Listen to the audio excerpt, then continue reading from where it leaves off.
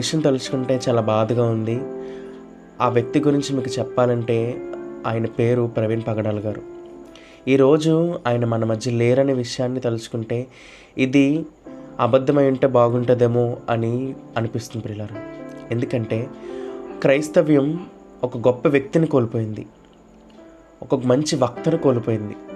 బైబిల్లో లోతైన జ్ఞానం తెలిసిన ఒక వ్యక్తిని మన క్రైస్తవ సమాజం కోల్పోయింది అని ఆలోచిస్తుంటేనే చాలా బాధగా ఉంది, చాలా హృదయం వికారకరంగా మారిపోతుందండి. ఎందుకంటే ప్రవీణ్ పగడాల గారికి ఉన్న జ్ఞానం చాలా గొప్పది. ఆయన్ని డిబేట్ స్పెషలిస్ట్ అని పిలుస్తారు.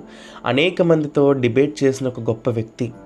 తాను నమ్ముకున్న ధర్మాన్ని, తాను నమ్ముకున్న క్రైస్తవ్యం గురించి ఎంతమంది ఎన్ని విధాలుగా మాట్లాడినా ఆయన ఒకే స్టాండ్ మీద నిలబడుతూ క్రైస్తవ్యం కోసం ఎన్నో డిబేట్లు చేశారు, అందులో గెలిచారు.